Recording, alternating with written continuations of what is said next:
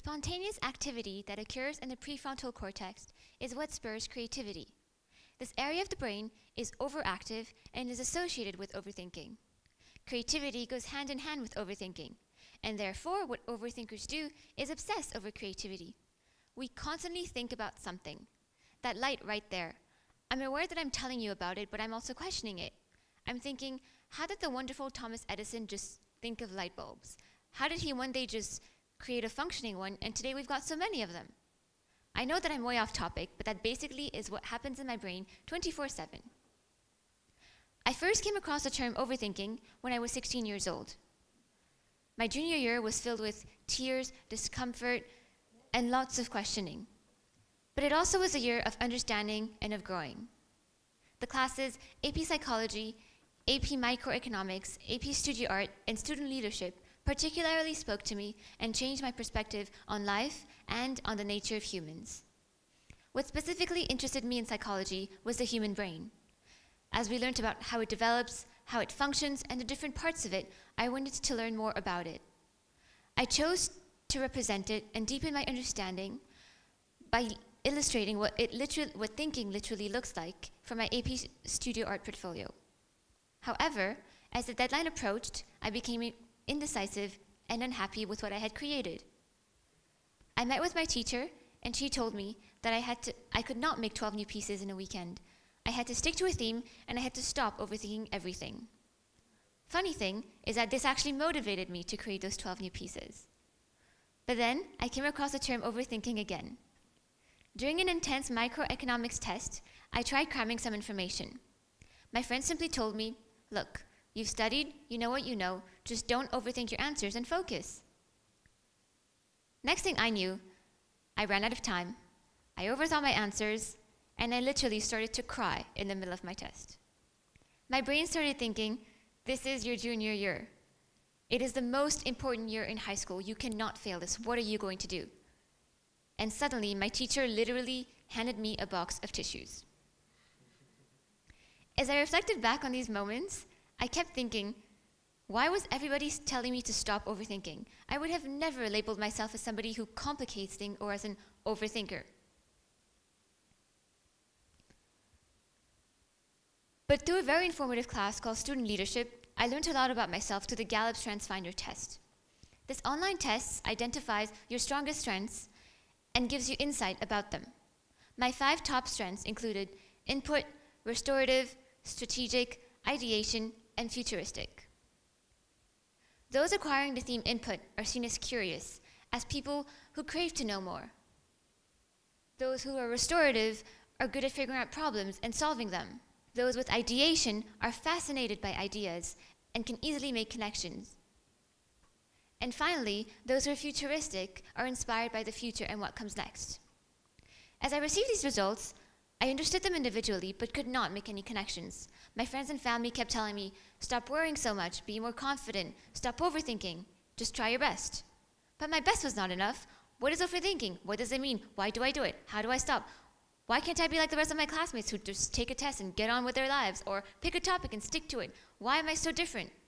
These questions kept coming up in my consciousness, and it was driving me to overthink the term overthinking. So I sat down and I did some research, reading article after article about what is overthinking and how it's ruining your life, or 5 ways to stop overthinking now. But everything was just the same information. Overthinking was identified as the art of obsessively thinking about everything and creating problems that aren't there. And every article gave me the same information. Disadvantages: no action is being taken, living in fear, anxiety, complicating things, lack of confidence. And the solutions were the same. Be patient and live in the moment, or think positively, adopt a wider perspective, or be aware of your thoughts. But this information didn't get me anywhere. It simply made me worry even more. My junior year was that famous phase that every teenager goes through, the one where they become different and then learn from it. Well, mine was figuring out that I was an overthinker and that I would never be able to get rid of it. But the thing with overthinkers is that all we do is think. We want to stop thinking, but in turn we think even more.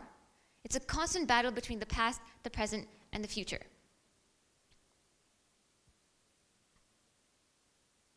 However, overthinking the term overthinking is actually what leads us to finding solutions. People always say that the first step is acceptance, so let's test it right now.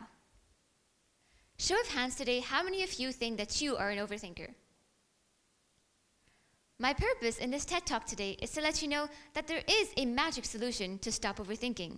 And that solution is, don't stop. Keep thinking, embrace it, because being an overthinker can be very beneficial.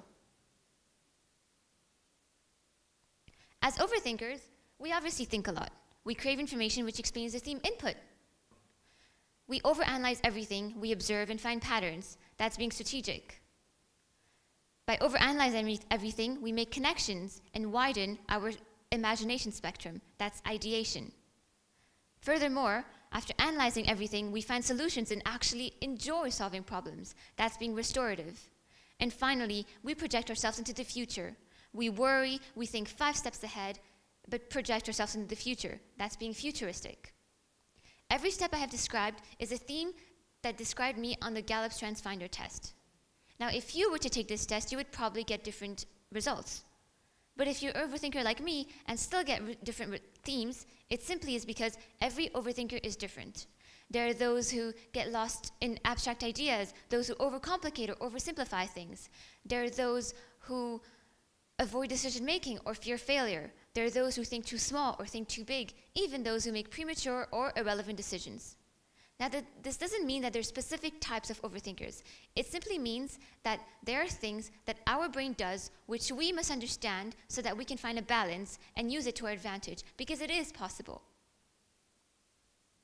A study conducted by Dr. Adam Perkins at King's College University has said, due to spontaneous activity that occurs in the prefrontal cortex, which governs conscious perception of threat, overthinkers have a higher tendency to switch to panic sooner than average people due to the high levels of processing in the nuclei of the amygdala, which governs emotions.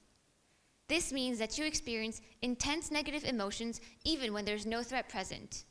He found that those who score high on neuroticism have highly active imaginations, or as he described, have a built-in threat generator. If we analyze past events, we realize that the major breakthroughs were all through worrying. Dr. Perkins says that worry is the mother of invention. Nuclear power, worry over energy. Advanced weapons, worry over invasion. Medical breakthroughs, worry over illnesses and death. Worrying all comes from an overactive mind who self-generates thoughts like a machine. This makes us creative geniuses. I used to think like a lot of people. Overthinking equals problems. But actually, overthinking equals to ideation, which equals to strategic thinking, which equals to creativity. Overthinking became creativity to me, and when I started to think about it positively, I was magically able to solve all of my problems. When I understood how I overthought and what triggered my thought process each time, I was able to take control of my thoughts and emotions. In AP Psychology, as I learned about the human brain and became very familiar with the material, I was able to succeed on my exam. In AP Microeconomics, I was able to identify my strengths and my weaknesses, as that tissue box served as a very valuable lesson. And it motivated me to improve my test-taking skills.